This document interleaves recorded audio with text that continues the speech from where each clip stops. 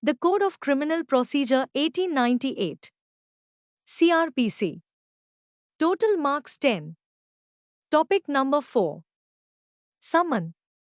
In Code of Criminal Procedure 1898. Introduction. Video number 5/A. A. Introduction summary of topic. For the purpose of investigation and prosecution, the process of comparing the production of documents or a thing is necessary. It is because unless and until the document or a thing that is required to be presented before the court is presented, the trial may be delayed. Whenever a requirement is there by the court or any officer in charge of the police station of the production of any document or thing that is necessary for the investigation, trial, inquiry, or any other proceedings of the court, then someone may be issued or written order by an officer may be directed towards a person in whose possession the document writing lies and require him to be present with the document or produced it any which ways.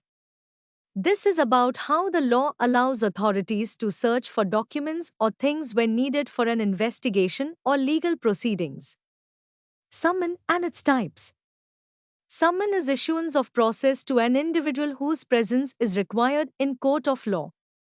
It is a polite way of show of authority by the court of law to ensure the presence of the required individual at given date, time and place.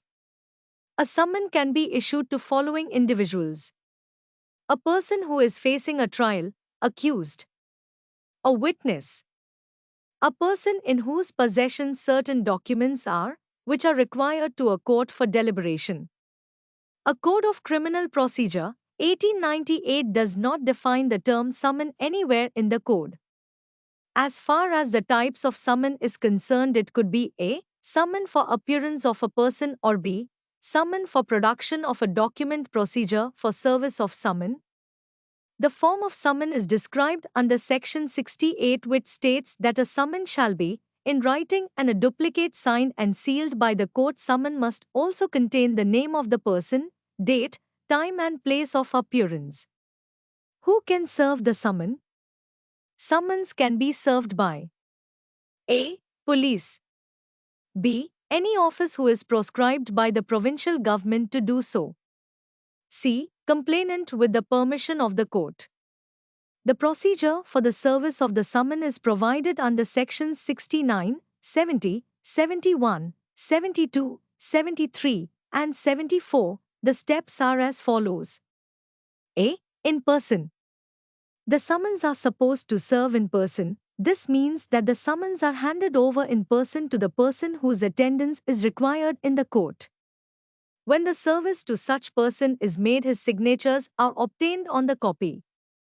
The Section 69 further provides that if the service is to be effected on a fictional person, a company, in such a case service is effected to any secretary, local manager, or any other principal officer of that company, or it can be sent through registered post in the name of the chief officer of that company.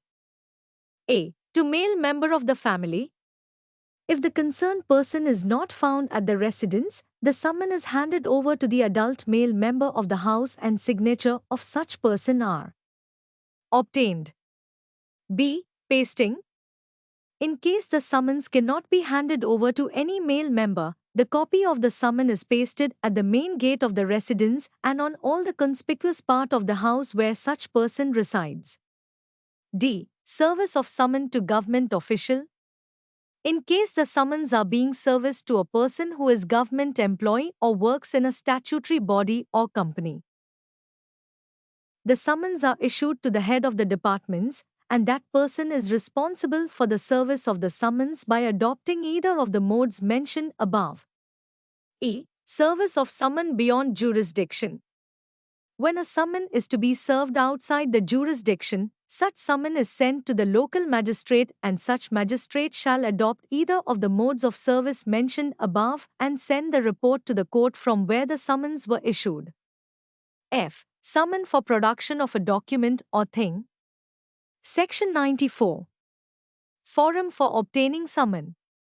A. High Court in cases under sections provided therein. B. Sessions Court in cases under sections provided therein. Who can apply for such summon? Investigating officer, complainant, accused. Court in suo motu jurisdiction can also ask for the production of documents. Limitation or stage for filing of such application. There is no explicit limitation period provided. An application can be made during inquiry, investigation, or trial. Rule of caution. The officer serving the summon, after adopting each mode, shall prepare a report and submit that report in the court. Such report is treated as evidence for execution of summon and considered that the service is held good.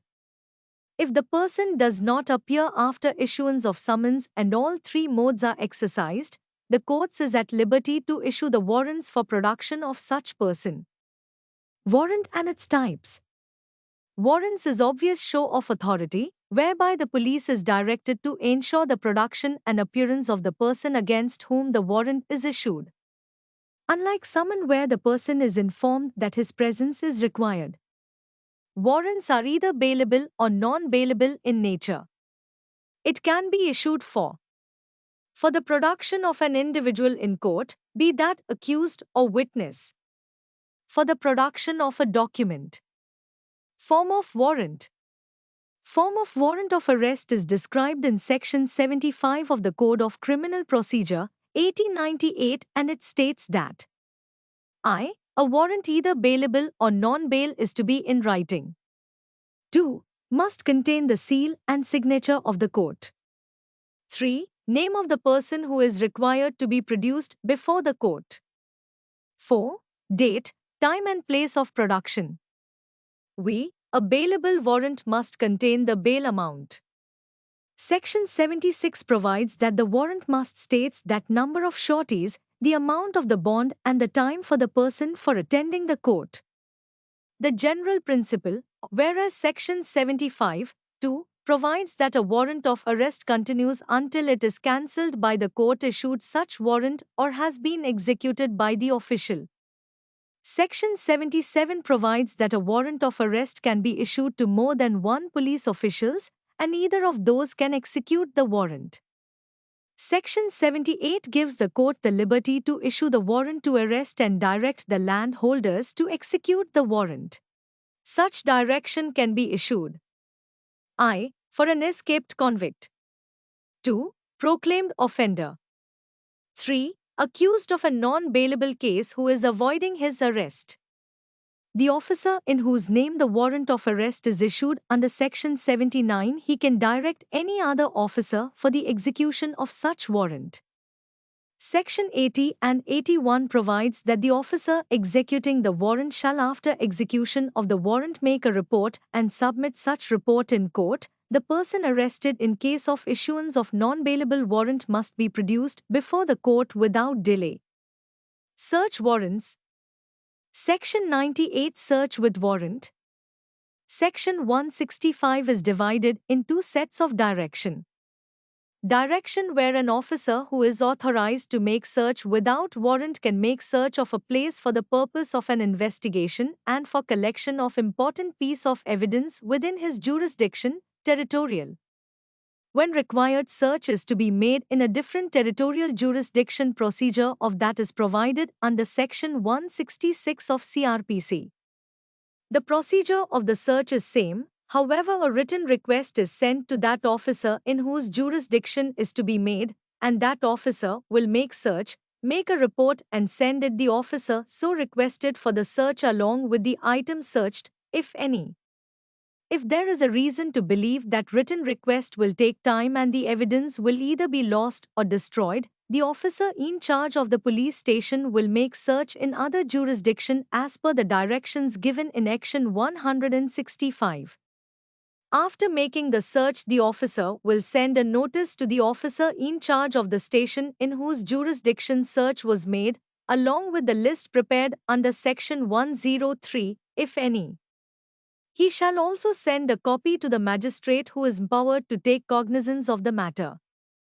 The owner or the occupier of the place so searched shall be furnished with a copy of any record sent to the magistrate upon his application. The other sets of directions are where search cannot be made without warrant, even when the search is to be made as soon as possible, and strict directions are given to the officer that of the offences being investigated are within clause A and B. Search cannot be made without the prior permission of High Court, in cases falling within clause B, or Court of Sessions, in cases falling with clause A. There is a difference in Section 98 and 165. Section 98 is search with warrant, whereas Section 165 is search without warrant. Remember the difference between with warrant and without warrant and its legal implications. Also remember, when police may search without warrant, when there is an apprehension that the evidence is going to be destroyed. Prerequisites of Section 165 are: search must be necessary for investigation. The offense must be such as the police officer is authorized to investigate, i.e., cognizable offense. Reasonable grounds must exist for believing that the thing required will be found in that place. If there would be undue delay in getting the thing in any other way, the evidence will be lost. Grounds of belief as to necessity of search must be previously recorded by the police officer. The articles for search must be specified as far as possible in the record. Transit warrants.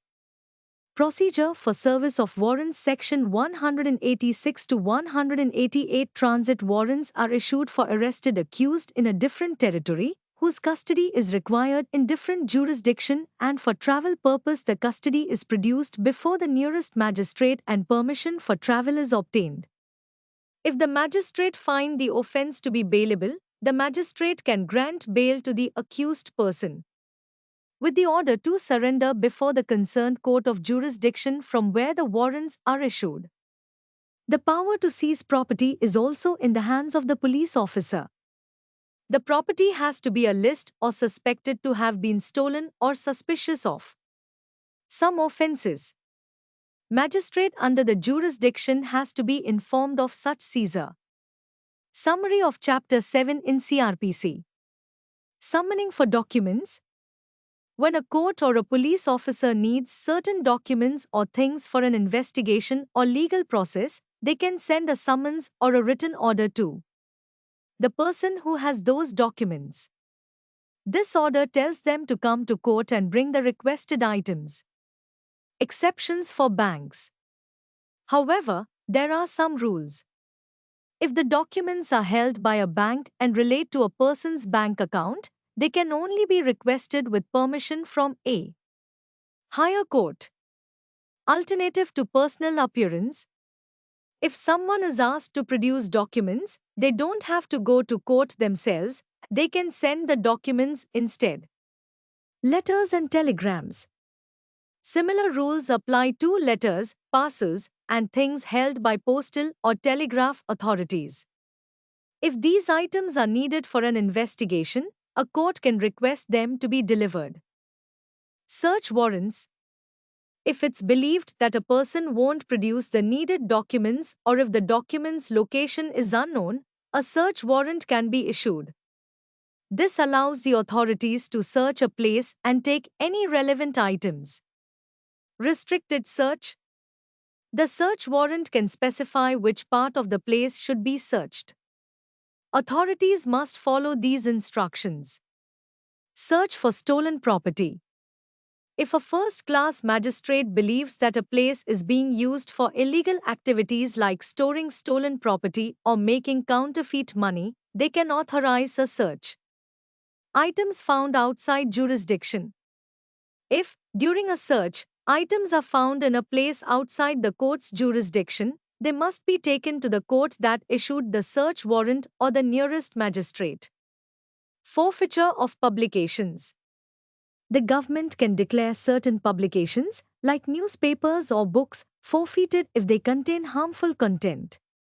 The police can seize such publications, and a magistrate can issue a search warrant to find and seize them. Challenging forfeiture orders. If someone disagrees with the forfeiture of a publication, they can apply to the High Court to have the order set aside. Evidence in High Court. In such cases, copies of the publication can be used as evidence in court to determine if the forfeiture was justified. Searches for wrongful confinement. A first-class magistrate can issue a search warrant if they believe someone is being held against their will. The person executing the warrant can search for the confined person and bring them to court. General search provisions. Various rules and procedures apply to searches, including the presence of witnesses during a search. Impounding documents. A court can take possession of documents or things if it believes they are relevant to a case. Magistrate's presence. A magistrate can order a search to be conducted in their presence if they have the authority to issue a search warrant.